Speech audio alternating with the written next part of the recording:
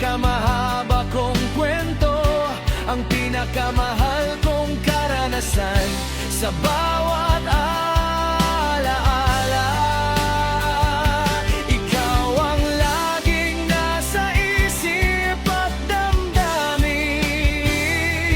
Kahit may pagkakamali, kahit may sugat na natamo, ang pag-ibig ko sa'yo hindi kailanman nawala, hindi kailanman nabago.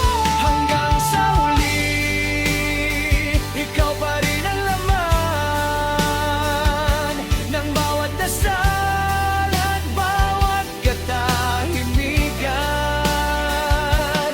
Kahit may iba ka ng kapiling ngayon, hindi mabura ang kahapon. Hanggang sa huli,